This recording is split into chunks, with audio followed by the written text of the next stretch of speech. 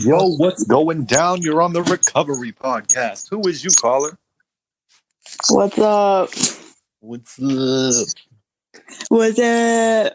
How's it going, man? Good.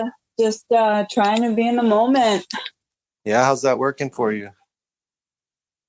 It's all right. I mean, the mind always does its thing, as always, but as long as I can just stop and look at it as something that I'm doing, not necessarily what I am. Okay, I like that. Explain this to me a little bit. What does this mean? Oh, dude, I can't. I'm sorry. This is really hard. It makes me so mad when people are so proud of themselves for quitting something that's not alcohol or weed, and it's just like, shut up. I know. I mean, to a degree, it's it's better.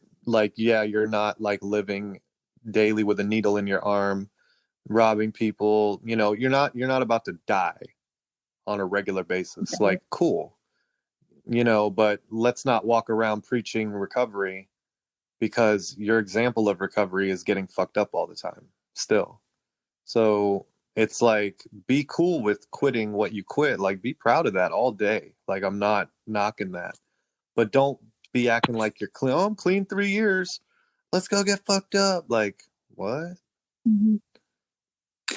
No, what being clean is just essentially when you don't do anything that's consciousness altering to a certain degree. I mean, caffeine is a little bit of consciousness altering, but anything that's any more powerful than that, it's if you need something to alter your mood, that means that you haven't, figured it out yet. Yeah. I mean, I feel like there's levels. One guy, he was in recovery from heroin pill type stuff, but he still smoked weed, but he quit smoking cigarettes because he felt like that was more of an addictive trait to him. And he basically went off on me one day. He used to come to meetings and shit. He's a cool dude.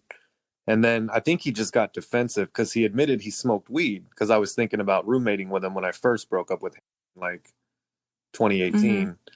And then he well, I just got to let you know, I do have a grow house in my house. And I'm like, wait, what? So then I didn't say anything about it. I was just kind of like, oh, I didn't know that. Okay. And then he's just like, well, to me, someone who smokes cigarettes isn't clean because blah, blah, blah, blah, blah. And he's just going on this hyper, because he's a really hyper dude, hyper rant, defensive. I'm like, bro, I didn't fucking say anything, man. You do you, man, go smoke.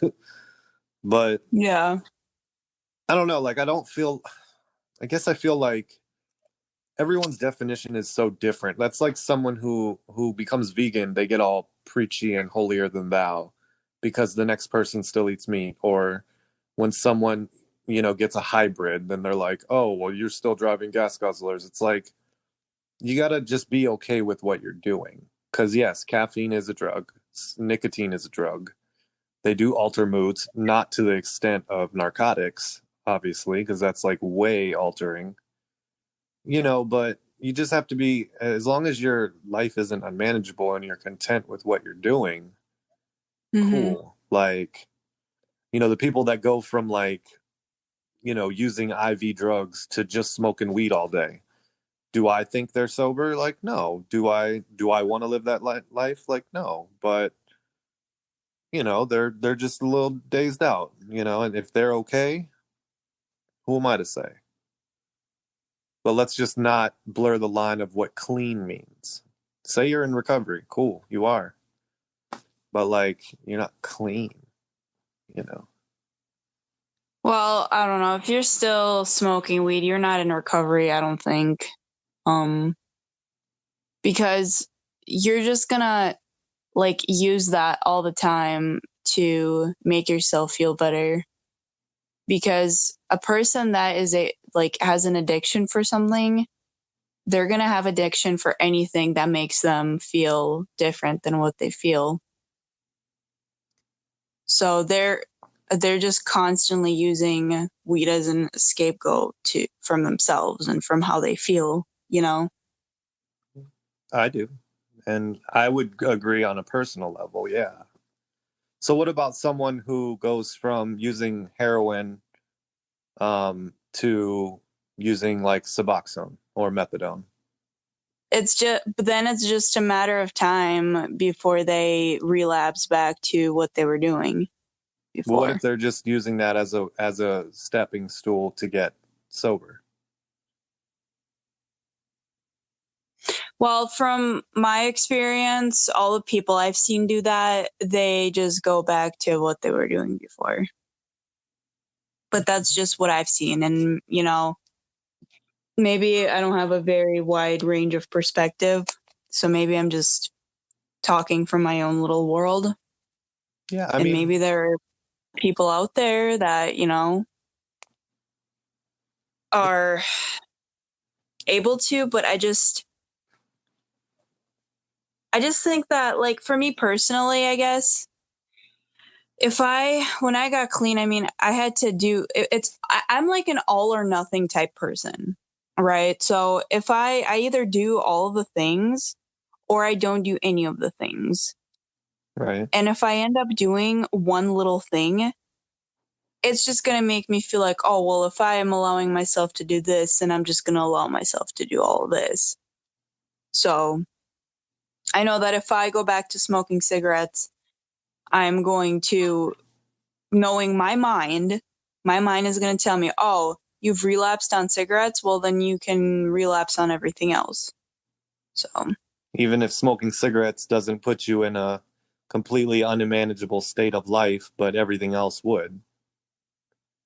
yeah, it has nothing to do with like how unmanageable that substance makes my life.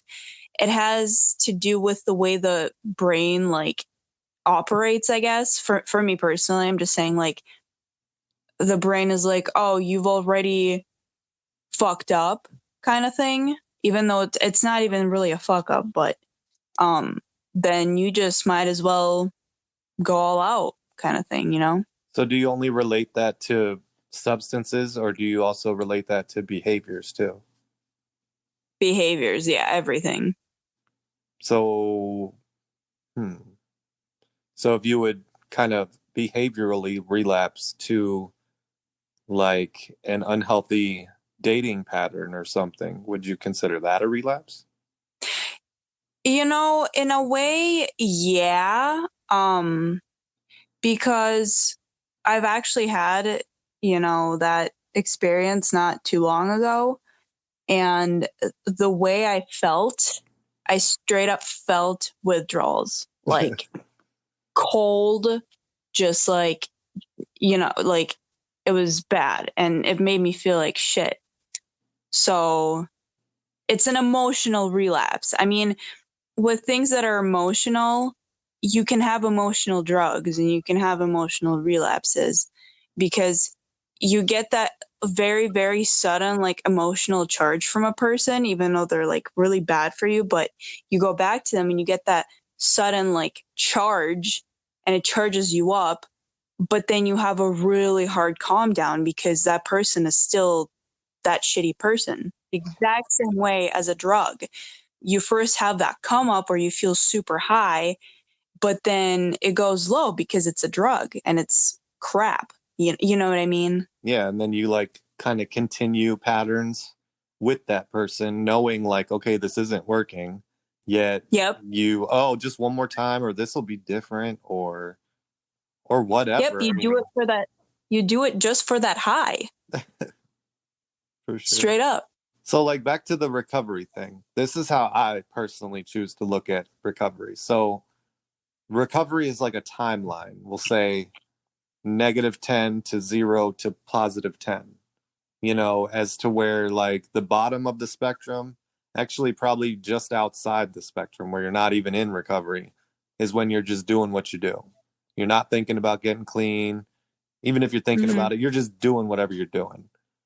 If you quit drug A and B, but don't quit drug C and D, I feel like you are in recovery. You're in a form of recovery. You're just not all the way clean yet. So you're at like a -8. And then if you get down just smoking weed, you're at like a -2, depending on how functional your life is. And then abstaining, just completely abstaining, no program, no nothing, is the 0. To where, like, okay, someone in NA wouldn't even say you're clean, because to be clean, you need to be working a program. Like, that's part of their definition in their language. So I try to consider NA definition of clean when I talk about clean, AA definition of sober when I talk about sober, because that's like the dominant language pieces, if you know what I mean. Mm-hmm. So someone could abstain from everything and be a miserable dry drunk, and they probably wouldn't live a great life because they're still ruled by their lack of coping skills and all that. Someone could quit doing heroin, crack, and freaking alcohol because it was killing them, smoke weed regularly, but work a program. Where do they fall?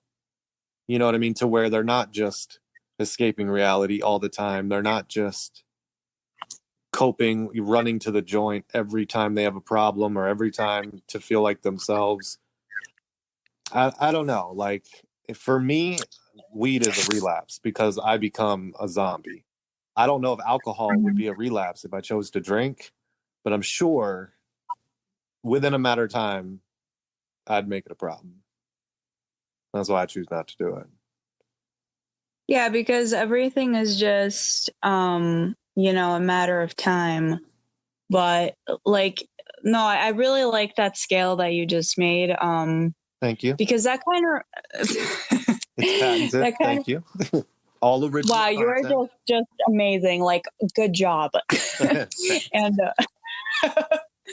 so that reminds me of when I first got out of rehab and I didn't work the program, and I thought I was so freaking awesome for, not abstaining from drugs and alcohol. But I feel like it's almost equivalent to me. What I was doing was almost equivalent to me smoking like weed every day, all day, because what I did was I would wake up at 6 a.m, go to work, then go to the gym, go to my second job, and then go to the gym again, and then pass out. Right. And I did that every single day for like 4 months until I was just lost my mind. And then, and thought me losing my mind was, me having to just get out of, upper Michigan and move downstate, trying to run away from myself even farther. Right. And which I did. So I think essentially it all boils down to how much you're willing to face yourself. So maybe, it's not until you're like NA says that you're like clean is when you start working the program, working the steps, because then you're really facing who you are. So I think the level of recovery, the scale is, I'm running away from myself completely to I am here with myself. I accepted myself. I love myself. Just stuff like that. That's what I hate sometimes, is the thoughts. And I know it wouldn't work out like this because high me is not as present, patient, or mindful as sober me. But then there's times where I'm like, well, if I just relapsed, but I worked a program, I'll just make sure I don't escape reality, and I'll just keep being positive. And, and I'm like, nah, bro, like, you're going to be a walking dark cloud and you already know it. Like, you're going to have no patience. There is no just for today when you run out of drugs. You're not just going to sit with a bad day with drugs in the other room and not choose not to do them. You're not going to like talk out an altercation with your girl with a productive way where you hold back your tongue and, don't stoop to a level. You're going to be like, fuck you. I'm going to get my shit, man. I'll be back. Like, fuck you. I already know me. Right. And it's just like, I used to think like there's like two things inside of me, like the addict me and the real me or whatever. But then thinking about like the whole, there's my ego and then there's the deeper I. So essentially the addict I was always relating to was that ego. And when we like go to meeting, or not even just like meetings, but anything that we read that keeps us in check about who we are, because we tend to forget, like our ego will try to push that out because it doesn't want to see itself as something that's so quote unquote normal or whatever. The more time you give the ego to feel insignificant, the more it's going to try to push those things away, and the more you slip back into your old habits. So I feel like it goes the same way, like if we, if we don't like attend a meeting, and if we don't hear about ourselves, if we're not reminded, the serenity prayer and who is an addict and why are we here, why do they have those readings in the beginning every time, is to remind us every time. And so it'll take control and it'll try to do everything in its power to save itself. And same with thoughts, same with the mind and the ego, is the more you let your mind run, like the more it's going to run you. And so I feel like the ultimate ego is when I'm on autopilot. Like when I'm either completely on autopilot, unaware that, I'm basically just in the groove, or when I just overly identify with my thoughts. Therefore, like I used to be run by them. Like if I had a dark thought, a paranoid thought, or just a dark opinion, I was stuck in my own point of view. Like there was no getting out of it. There was no like, this is just a thought, or this is, you're just upset right now. And this thought that you feel so strongly right now because you're thinking about this person that wronged you, or you're thinking about this situation that's making you relive these thoughts and feel these emotions, is just temporary because you're choosing to focus on it. Like whereas like yesterday you had a great day because you weren't thinking about this event, yet that event was still in the same part of your past. Why all of a sudden today are you consumed by these thoughts and feeling all this negative energy? Like that's where I get to now, where I'm like, I wake up in a shitty mood. I think about what sucks in life, and I'm just like feeling so much of it. And I'm like, damn, but I'm able to step back and be like, wow, my thoughts are out of control today. And it doesn't just go away. I don't just feel like walking on sunshine right after, but I'm at least able to not dig myself deeper and just burrow in the fucking dirt like I used to, because I'd be like, pfft. And then, at the end of my little rant, I would look back and be like, what an asshole. Like, why? Now I don't feel justified at all anymore. I don't know. It's hard though. It's a hard concept to grasp. Like I think when I first read about this shit, I was just ready. I was ready for an answer so bad that I was like, this makes sense. And I could step back and look at all the parts of my life it made sense in. And I was like, holy shit, this is so freeing to know, not even to the point like, oh, it's not my fault. Like I'm not responsible for my ego or my thoughts, but more like, oh, this is really what's going on. So let me be aware of this. Then when I fuck up in a situation and I'm just being a dick, or I'm just too focused on something, I'm like, oh, that's what they're talking about. Let me just step back for a minute and say nothing. Oh, we want to get in a debate about Trump right now? I don't need to speak on this. You know what I mean? Let me just chill out. But I can't force myself to sit in it either. I can't sit and listen to people's shit either. Like me being around strong egos drives me nuts.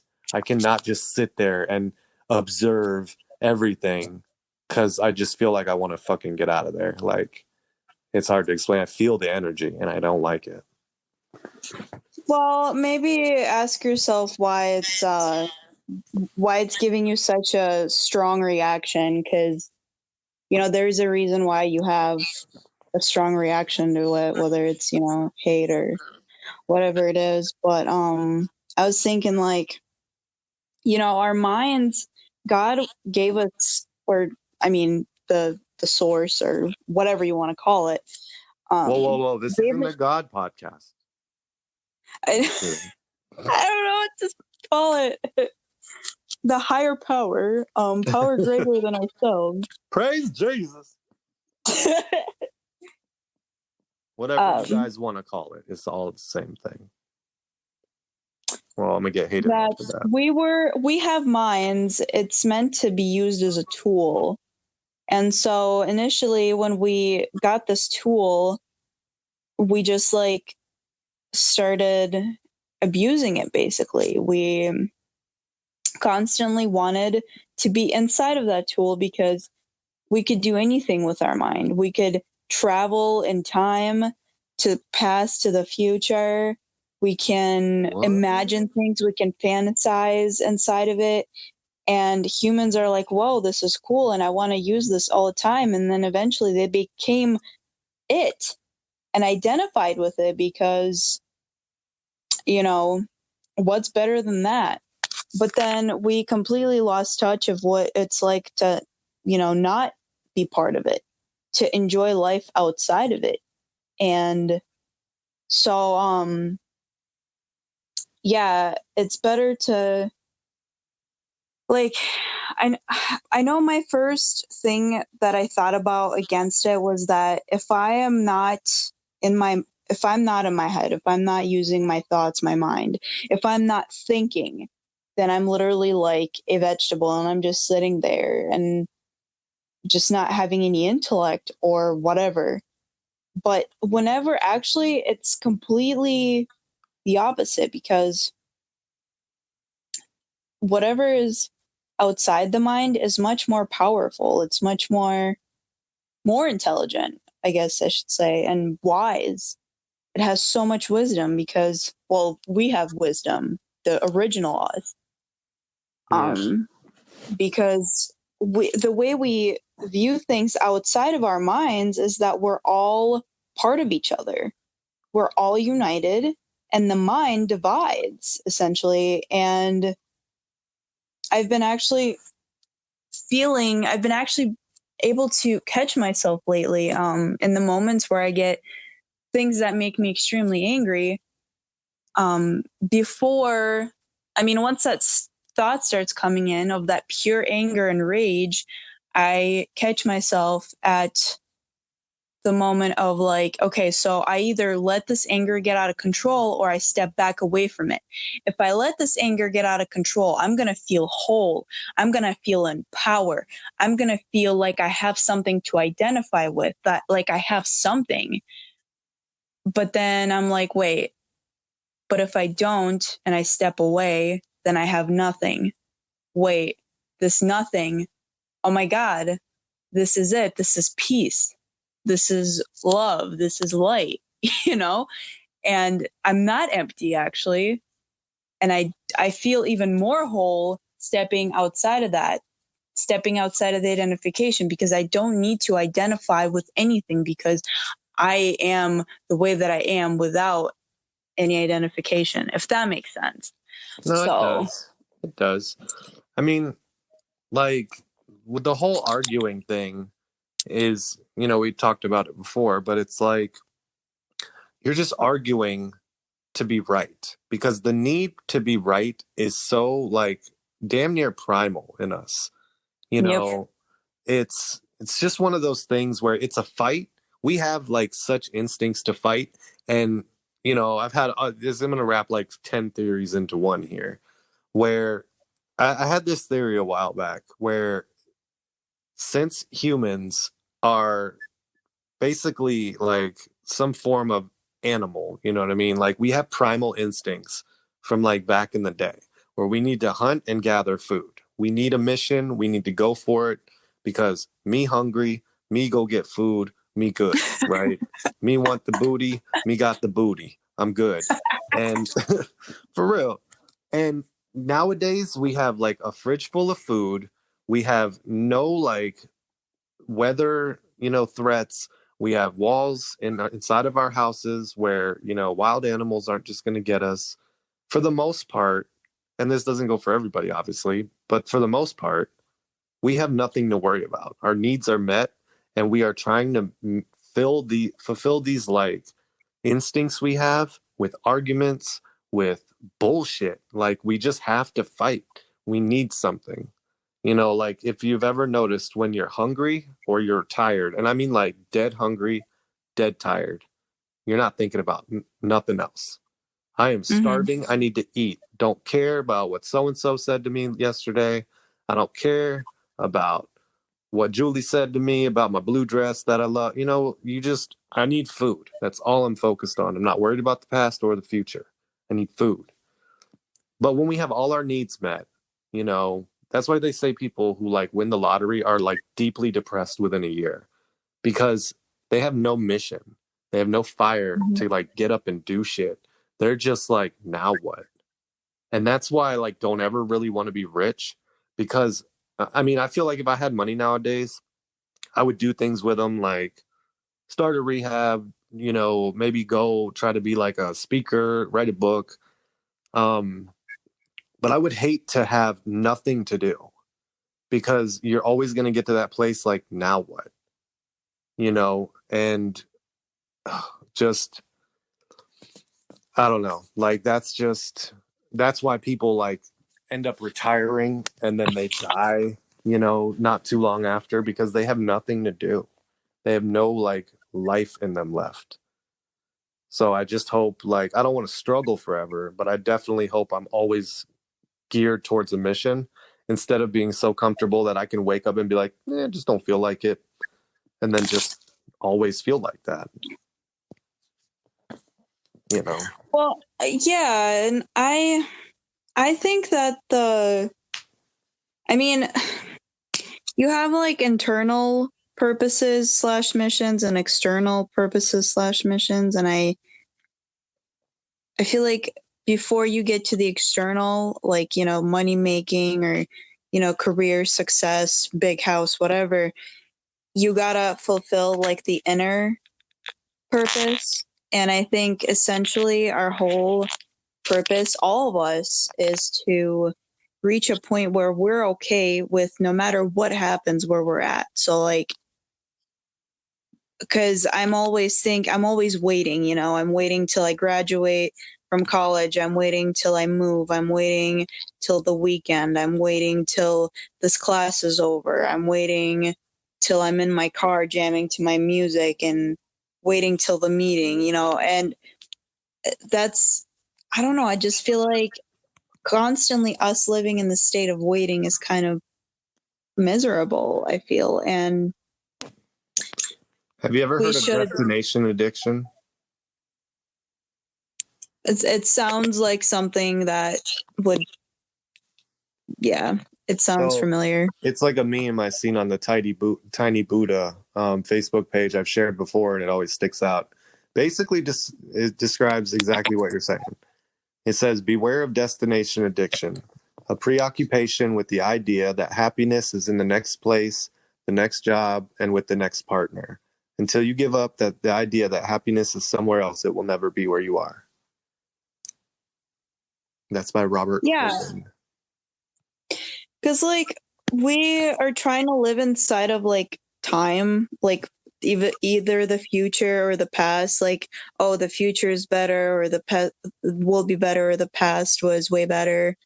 So I feel like hopefully one day we get to a point where we all just learn to like legitimately live in the now, like just no matter where we're at, just make the most and the best out of every single moment we're in, you know, just no matter what the moment is. I feel like, because there's never really anything I mean, even if you're like at work, I guess if you are present and aware in the moment, you can even like love what you're doing, you know? Hell yeah. If you really focus on what you're doing, you actually enjoy it. I even did I that mean, at I work, Walmart. Like, instead of just sitting there counting the clock, waiting to leave, those days take forever. Just get lost yeah, in what I'm doing and whatever. Like, I don't have to love it, but I just have to be there, and it just flies by. You could yeah, find and like, purpose in anything, you know? right, exactly. You want to hear Like something I work crazy? in, bah. Sorry, go ahead. Sorry. We Go don't have to ahead. work on that. Yeah, we do. Or we'll just leave it. Go ahead. What were you saying? I was just saying, like, I work in IT, and I before I would just, you know, just wait for, like, from phone call to phone call, and then on the phone call, my mission is to get off the phone with the customer as fast as possible. But now that I'm, practicing awareness, practicing presence, I've actually feel like I want to help the person. What? I feel at one with the person, and my mission is to make sure that they get all the help they need before I get off the phone with them. And then in between phone calls, I, either do some, like, mini projects that our boss throws at us, or like homework or whatever. Right. So it's kind of nice. Well, that's good, and it would be so much better if everybody had that type of attitude instead of just let me just do it the quickest, fastest way so I could be done. And then in turn, not even doing it to begin with. You know what I mean? Right. Ugh, yeah, I feel you there.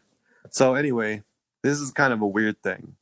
It touches back on being in the present because, like, I literally used to live anywhere but drugs were the only way I felt I could get present to where I wasn't, in such pain over my past, or I wasn't stressed about the future, or even me, if you want to take it a step further, hypothetical timelines where, well, if I would have did this back then, I would be here now. All my fantasies that I truly just held really tight onto. So I used to I've literally had this thought so many times in my addiction where you ever see them people who are just like, duh, you know what I mean? Like they just don't seem to think. Like, not that they're stupid, but they're just not deep at all. They seem to just be like zero thought in their head. Like they are present always. And I used to be like, I fucking envy that. Like I envy your lack of imagination. And I envy how you are just so not thinking about all the shit I think about. Like I was jealous. I literally, and I'm not even joking, have thought about fucking injuring myself in the head to get like some type of brain injury. So, one, I could forget the past, and two, I could just not think. Like, I didn't want to be a vegetable, but I definitely wanted to lose like 80 IQ points. I don't even know if that's a lot.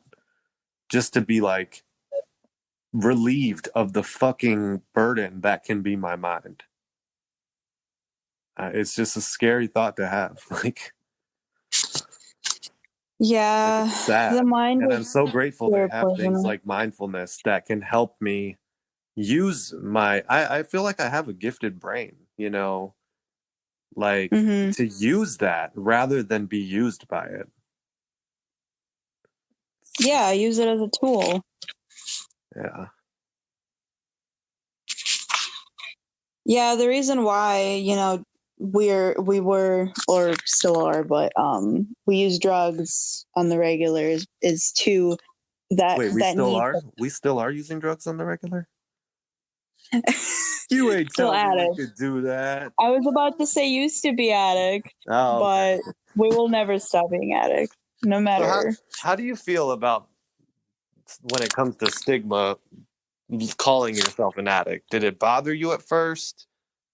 Did it have like a negative connotation to it where like you felt extra shameful or you didn't want to say that or label yourself that or what? So okay, I'm a very special case because I know a lot of people did not like calling themselves addicts ever, but even after recovery, but I started at a very, very young age, like 15, and it was the only thing that I managed to accomplish was learn how to use drugs and sell them, and calling myself an addict was almost like, oh, yeah, I have something to identify with, because Okay. I could not call myself anything else. Hmm. I just did Interesting. not know what else to identify with, because there's nothing that I've accomplished, I felt like. There's nothing that, I felt like gave me a purpose to live besides that throughout. So, Yeah, it's almost like I'd rather be a popular villain than a unknown hero or something, you know? yeah, so I never really had a problem. And I've learned, I mean, it's all about accepting yourself, like, period, for the way that you just are. I mean, I don't know like, if somebody were to call me, like back when I was, heavier, somebody like called me fat, it's like, yeah, I am fat. And I either accept it or I don't. But That's accepting such a is mean better word, because though. I don't know. Well, even if, okay, different word. Like if they called me overweight, people have a hard time accepting themselves for being overweight because it's hard So and it overweight's just sucks. worse than being called fat? It's the same thing. I'm just using a different term. Oh.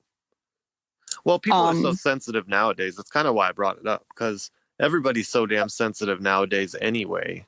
You know yeah. that they don't want to hear anything. One, I mean, it's kind of like a double-edged sword. People, I don't necessarily like it when people go out of their way to be like, "Hey, you got a lot of gray hair." You know what I mean? It's like, well, no fucking shit. You know what I mean? Like, what's your point in Hmm. saying this? So like, I don't get mad that I have it or like walk around with shame because of it. I could do something about it. But sometimes it's like, why you got to say it? You know what I mean? So, like, calling someone fat, it's like, okay, what is your point here? You know what I mean? I feel like that's where some defenses can come from. It's not, unless someone was pulling you aside, like, hey, I'm concerned about you, because it's an issue or a point of concern. It's like, otherwise, you're just trying to be a dick or what, bro? Like, what's up? Right? Well, yeah, like, I'm just saying, like, even when somebody is not being a dick and they would just call you like overweight, it hurts on the inside, and no matter what. But it's like, it's not until that you accept yourself and, somebody saying that doesn't bother you, because then after self acceptance comes change of yourself. You know, it's Yeah. not until that you can accept a part of yourself that you can change it. If you don't accept something that is you, then you're not going to do anything about it because technically it's not there. I mean, it wasn't until I accepted myself as being an addict that I started seeking help. When I truly accepted myself, like, hey, yeah, I have a problem and I can never, ever have like one drink. I can never have, take like one hit of something and be done with it because, yeah, so. And after accepting that, was I able to be like, okay, so now that I know who I am, I know that I can't do this on my own because, I'm sorry, but like most addicts, like they can't get clean on their own. Um, so yeah. That's definitely a lot harder. But don't you think a lot of that comes along with like like not just self acceptance, but like coming to terms with that yourself? Like somebody calling me fat isn't necessarily going to prime me to say, you know what, I need to make changes. But me admitting to myself, like, hey, you're putting on the pounds there, then it can inspire some type of, desire to change. Just like I feel being an like that's addict, what like, self acceptance is, though. right. Yeah. I guess I've seen a lot of people over the years just want to not say like, oh, hey, I'm so and so, I'm an addict. They want to say I'm a person in recovery, or they want to say something, and people just think it's such an ugly word, which maybe it is if you're going by a traditional image of it. But at the same time, how will that image ever get, you know, I don't know. I just, when it comes to stigma and all this, like, fucking PC, like, talk where we can't say anything because somebody's offended. I feel like the people who are offended are the ones who are afraid to admit what they are, or just because it's like a big shame factor. And I sympathize, but it's just like you can't say shit nowadays because everybody gets offended. Like abuse is the new one, where it's like you can't say drug abuse because then What? it just is an ugly word and makes people feel like they're abusive or something. It's like, what the fuck do you want to call it? Like, Wow, I haven't heard that one even. oh, that's the big one. That's what I want to talk to Casey about because I just feel like the line constant. So check this out. We got a group email, right? Of we got a group email. In the email, they were addressing stigma language, put new stigma language in there, and I said, "Watch." To one of the girls in the email, I said, "Watch this. I bet you anything someone's going to have a problem with something here."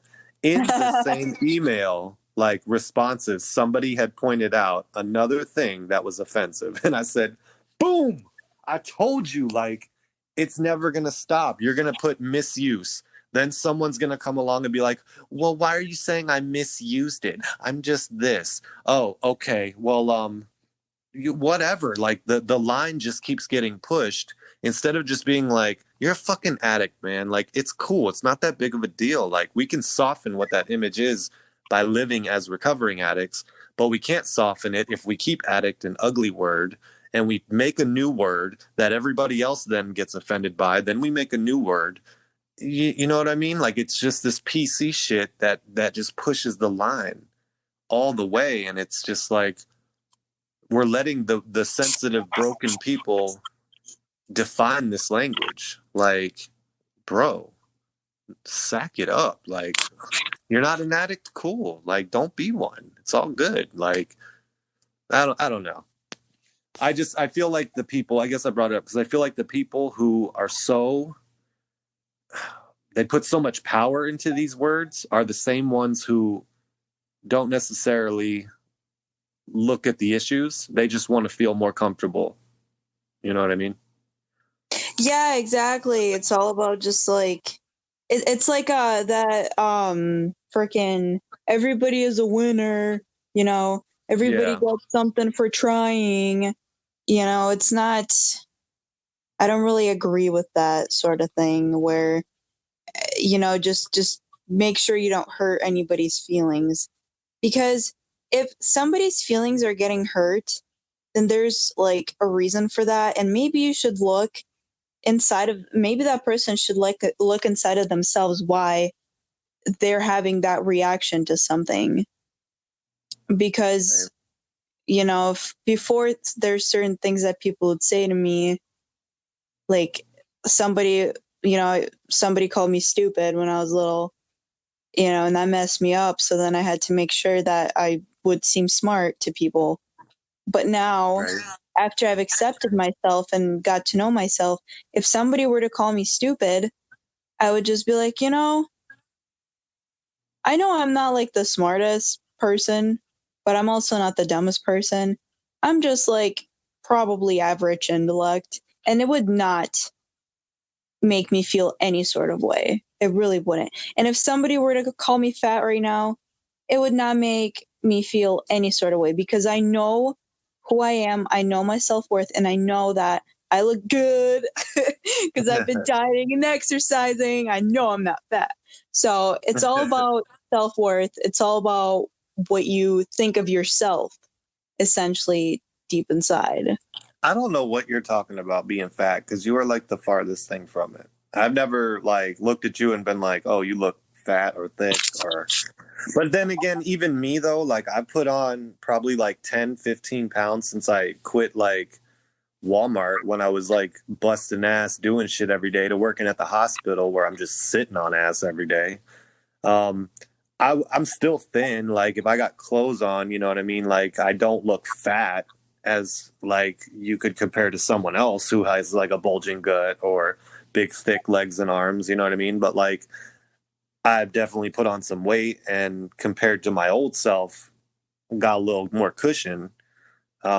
So I mean, I guess it's everybody's definition is a little different and yeah, I mean, you just I don't know. I guess I wouldn't call it fat, but yeah, like kind of going on what you were saying. Like once you know yourself, it don't matter. Like the point is to get to where you know yourself enough. Yeah, we'll never all know ourselves 100%, but to where like flattery and insults don't have any effect on you because you already know who you are. So someone can be like, "Oh my God, Stephen, you are like God's gift to the world. You are the most handsome and smartest person. You are just everything." I'd be like, "Okay." Like, don't let that boost me because them saying it doesn't make me any different than I am, as if the next person was like, "You are just a big piece of shit. You think you soldier sobriety fucking better than everyone. You think you're Mr. fucking enlightened." Like, Yeah. okay. Like, because I've gotten both. You know what I mean? Like, I can't tell you how many times, like, I fucking am not anywhere near any type of spiritual, like, being, but compared to my old self and with the amount of intention it takes for me to navigate through altercations, arguments, resist the shit talk, try to just keep some type of a fucking positive motivation. I put a lot of effort in sometimes with certain people. And yet, if I act human at all, get called like this enlightenment fraud. And it's like, bitch, I'm fucking human, man. Like, Oh my God. but you can't neglect, you can't just discard the fact that I have good areas in that department. Cause like these people saying it, like, you knew me and you knew, like, there was zero chill before. Like, I'd go there. And now I don't go there. Sometimes I still want to go there. Like my mind will still go there. I will still think of that slick shit talk response. I will still think of the exact words to make you fucking cry. I just don't say them. And the impulse is there to do it sometimes where I'm, especially when people test me and I'm like, "Oh, you don't even know. Like, keep at it. Come on." But I'm just like, what is this going to solve? Do I want to be that person? Do I want to let this person who's stuck in their shit make me become that person? I'm good. Like, I've mastered the non-response lately. I just don't say shit, and it's hard to do. No, I definitely feel that because the reason why before we had to was because that, identification that we have to be a certain way, we have to live up to a certain standard, and we have to not be vulnerable, and we have to be in power. So we have to say something, but we can get to a point where we learn that that's not what's important. What's important is our peace. It's the most important piece, no pun intended, of us is our peace. Oh shit! I see what Oh you did there. shit! But what I was gonna say also is, whenever somebody has like any sort of negativity towards you, I kind of started visualizing this, like, I don't know, like an energy field for myself that it's kind of like it bounces off of me and back onto them, but like in a way that, like if somebody is calling me a piece of shit and just going off like, "You are such a bitch, you suck," I just kind of watch it like happen, and like just looking at the reasons why they would do that. What is going on inside of them that is causing them to want to act like this towards a person, for what reasons? And they're the ones who are hurting right now more than me, because I'm not letting these words get to me, because like I said, I know my worth and I know I'm not a piece of shit. I mean, I can be sometimes, but not that terribly. But um and so they must be feeling like shit to have to say stuff like that to make themselves feel better. They can't find any other way Right. to feel better. The only way to raise themselves up is to bring someone else down to make them Exactly. feel like they're up. Yeah, everything everyone does is a projection. You know what I Yeah. mean? Somebody literally, like, when I've had people come at me for certain things, they are literally, and it's not always, sometimes people can genuinely be upset at you, and it can be valid. But like most of the time, people's energy is coming from a place of hurt and a big part of a hole from themselves.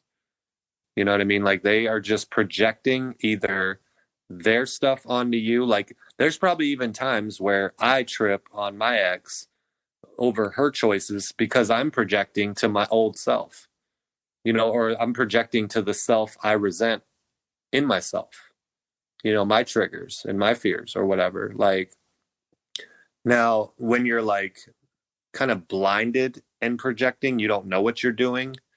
You are morally just putting your negative energy on someone else because it's in you and you don't want it. And man, when you can do what you're doing, keep your field and just not participate, they keep their energy. Like, I don't know if you've ever, I've experienced this myself where someone is just pissed, mostly a girlfriend, mostly it's some type of fight with a chick. And they are just discontent. They're texting me, they're flipping out, they're doing this, they're doing that.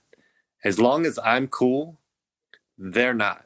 As soon as I like consume that energy, it could be over a text and we can be miles apart. As soon as I take that energy and start to reciprocate, it's like they're cool because they got it off and someone took it. It's And a now catalyst. I've stuck with it. What? I was gonna say like a catalyst. Totally. I've noticed it in myself. And I've like learned to not take it anymore.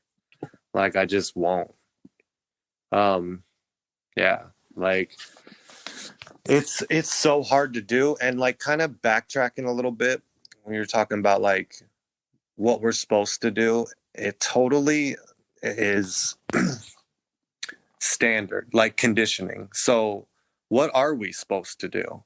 Because I don't know where you grew up, but I grew up boys don't cry type shit. Like not in my family because my family was pretty laid back and chill, but like in society, like boys don't cry.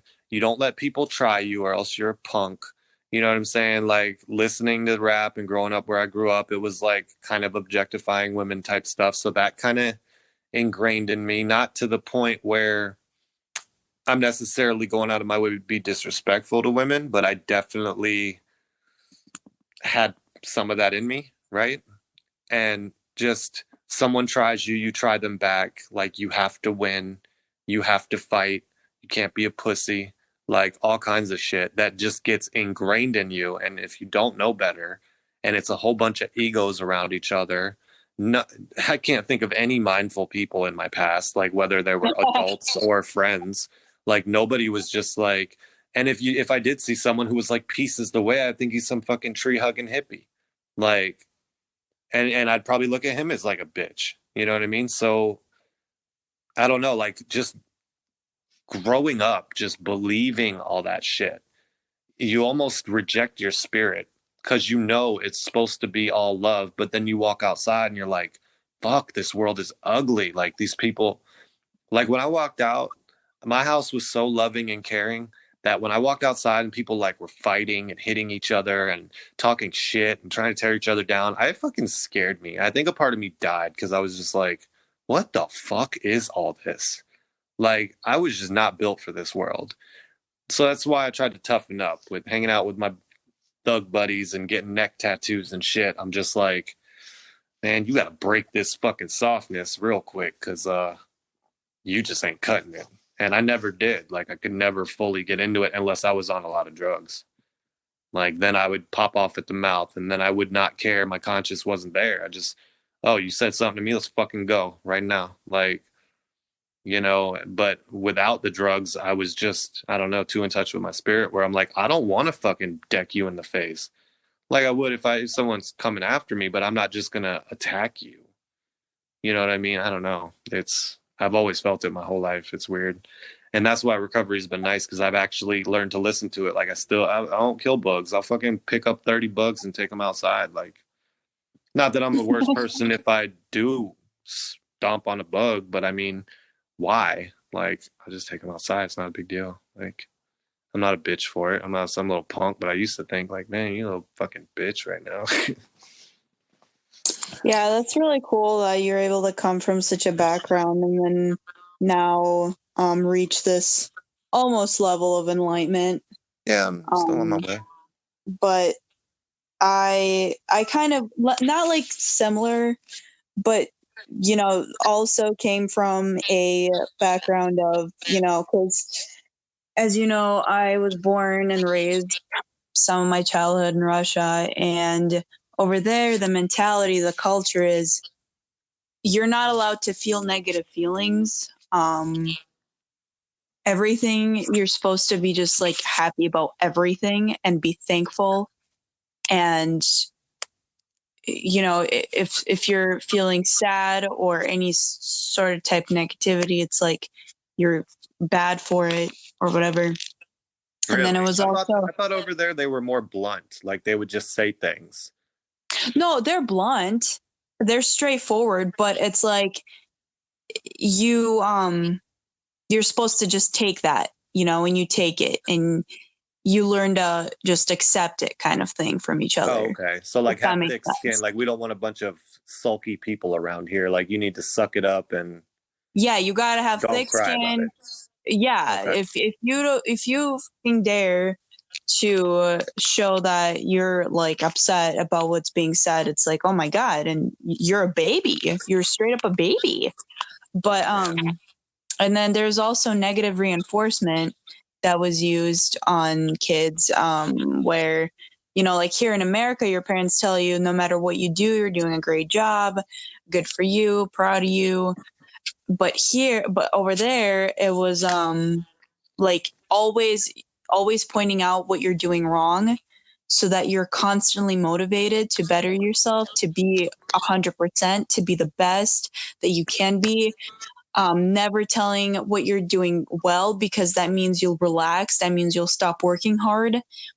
And so kind of going from that culture to American culture gave me a huge culture shock, because I started seeing kids that were being told that they're good enough, and I was never told that I was good enough.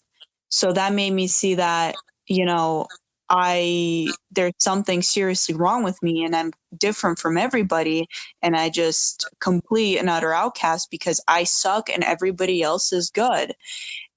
And it was actually extremely traumatizing, and that's one of the biggest reasons why I started escaping my mind into substances, because all my mind would tell me constantly is how terrible I do everything. Maybe if I would have stayed in Russia and kept that mentality, I would have been fine, just like everybody else, when you stick to that same mentality. But going, being a 10-year-old girl, going from that to this, it was like, whoa. It was just that age where I started forming my, whatever Right. mental things, whatever they're called. But And you're yeah. going from one extreme to another. You're going from a place where people are blunt, cold, and like using one tactic on one side of the spectrum to America where everybody's a winner and it's all good. You could be whatever you want. And you do everything right. Praise, praise, praise. And they're a bunch of little fucking brats. Like I do think I've even seen it myself where the tactics used on you, maybe they were extreme and they could have been, teamed up with a little love and support where they do work because when my manager used to come by and tell me I was doing a great job, my first instinct was, "Ooh, let's take a break." You know what I mean? Like, Yeah. let's ease up a little bit. But, and not to say they'd come by and be like, "You fucking suck," and I would do a great job. No, because I wouldn't. I'd almost be like, "Well, fuck you." You know what I mean? Like, it would make me just throw in the towel. Like, well, fuck it. Nothing's good enough. So it is kind of like a balance. But I will say that having the criticism in the right way does motivate someone more than praise. But yeah, like you went from one extreme to another because over here, and it's probably hard on you because when you grow up one way, you can accept it. But when you see that that's not how other people live, it's harder to accept. Like growing up in the ghetto or something, or growing up in a house where people were strict and whatever, and then you go watch something like Full House or something like that, and you're like, man, what is up with these loving families who like fucking tell each other nice things? And you Mm-hmm. almost then that everybody don't live the way you live, and you're almost like, well, what the fuck? Then you start judging yourself and your life, and you're like, well, why me? Why do I not deserve it? If you're especially a kid, if you're not really thinking, you don't know any better. So how can you not take it personally and be like, well, something must be wrong with me if I'm getting treated like this, not knowing that, hey, your parents are just doing what they were taught to do. Or sometimes they do the opposite. Like my mom was not beat, but definitely disciplined a whole lot more than my aunt. Like my aunt never got spanked and my mom got spanked constantly. My mom has never really spanked me, and my aunt will straight up smack any of her kids. Like, they both like flipped. You know what I mean? I used to be scared of my aunt. I've even told her. But so sometimes it's like you do what you know and what was done to you, and that's all you know because that's the capacity you know. So it's not really their fault because they're just doing what they know, what they think is going to shape you into a good person. Or they'll do the opposite because they didn't like how it was done on them. So they will make sure they don't do that on you, but maybe they do a couple other things wrong. Yeah, and like there's another thing parents do. It's like, oh, well, my mother raised me to believe that I'm the most beautiful, the best person ever, and then I grow up and it turns out that I'm not. And it hurts to know that after, living on a high horse this whole time. But then that person's like, oh, yeah, I was raised like that. So that means I have to raise the exact opposite way and never tell my daughter that she's beautiful and never tell her any good things. But it's like, why do us humans have to go to either side of the extremes? Right. It's either this or it's either that. Why can't we just have a balance? Because Some a people do. balance works perfectly well, just right in the dead center, a little bit of this, a little bit of that, you know? Well, I think some people do. I just think some people, you got to think like if we weren't thinking about this stuff, if we weren't giving it any more than just a baseline impulsive thought, we'd probably go from one extreme to another also, without thinking of multi viewpoints, without thinking of effects of each one. People don't sit and think about all that shit. They just go, oh, I didn't like that. I'm never doing that to my kid. I'm going to make sure I do this. Do you think they're stopping to think, well, what if all this praise makes them entitled or a brat or whatever? Like, they don't. You kind of just need to find out. Like, my first child was kind of given a lot of options early, like, what do you want for dinner type shit, became an entitled picky eater where he literally, like, he just wants what he wants and that's it. That's the end of the story. He Mm-hmm. won't budge. Um, so like my approach to parenting is probably different than a lot of other people's. Like I'll let my daughter jump on the couch. I don't care. Like I don't let her like just climb all over shit. But I don't really care about the couch. You want to jump on the couch, go ahead. You hurt yourself, I'm going to be like, well, maybe you won't do that again, right? And I keep her out of danger, but I'm pretty lax on a lot of things. I let her make choices. If when she's upset or angry, I let her be. I don't try to make her happy all the time. Like, let me just make this go away. Like it's a problem. Feel your anger. You want to say something shitty to me? Go ahead. But don't disrespect me. Like, you're not going to disrespect me. You're not going to yell. You're not going to throw things and hit. But you can be upset and you can tell me why. That's fine. I'm not going to be like the parent is always right and we're both not just humans and I'm always right and you're always going to be the one to listen, because I feel like that has negative psychological effects. I'd rather her be her own person, learn from her mistakes and choose to behave. But someone else might look at and be like, man, your child doesn't listen, or she's not like super obedient, or like, I don't want an obedient child. I don't want someone, hey, sure, it would be convenient as fuck for Mm-hmm. them to just do what I say every time I say it. But like, do I want kids who are just going to act that way in the world? Nah. Like, I don't want to call them out on all their faults, but I'm going to point out some. You know what I mean? And with my older two, maybe it's because I don't live with them and I don't get enough of a steady rapport. But man, they don't take any type of criticism. And I've noticed how calling them out on their faults really does not, it's not effective. So, like, I don't know, my kid will just be like stuck in his ways and shit. And I'll be like, I'm pointing out what he's doing, but he already knows it. But he's in denial and he's trying to shift blame somewhere else. So right now, I just hear him out, I ask him questions, and I'm like, hey, man, if this is who you want to be, then that's who you're going to be, man. Like, I don't say you should be like this or you should be like that. I'm just like, man, you know, you be how you want to be. Just this is how that's going to play out. And you make your choice. And then he, you know, when I get enough time with him, he kind of comes back a little bit, but he's going to be one. He's definitely consumed by his ego. It's not even funny. I just wish I could just implant my mindfulness into him because I could save him 20 years of fucking misery. But he's so persistent and he's just going to have to figure it out on his own. Yeah, that's tough. Yeah, a lot of parents, they don't see it like you do. And I really like that way of, you know, because a lot of parents have a codependency problem, and which essentially is they like they want to make sure that you're always good. You don't have any bad days. You don't have any bad, like my mom. If I tell her that something is wrong, she will lose it. She will start getting upset. She will start worrying, and she will try to make me feel better, make me forget. And it's like, that's not helpful. That's not healthy. So I can't even like tell her things.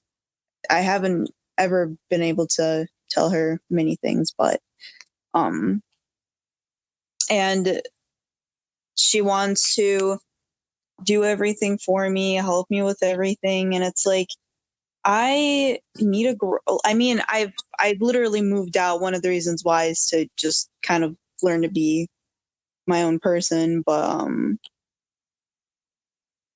yeah, it's just really hard because, you know, that codependency, you want to help, you want to do everything for the person, you know, and it's not healthy. And Yeah, I they mean, think they're being a good parent. They think they're doing the right thing, but they're right. not. Sometimes people just have like a need to fix. Like, I don't know how many times my ex would be going through something, you know, and she'd be upset and she'd be telling me, you know, she's trying to share the load. And I just go into fixing mode. Like, okay, let me tell you what mindfulness tool I have in my toolbox that helped me when I felt like that. Or let me give you some advice on this situation, how I would handle it. And there were times she's just like, I just need you to listen. Like, I don't need to be called out. I don't need to be given advice. I just need someone to listen. And it literally was like really hard for me to do. Like, I could not just listen and not provide input because I'd almost like, you know what I mean? Like, Well, I think with you, it's that the whole fixing thing is part of codependency. So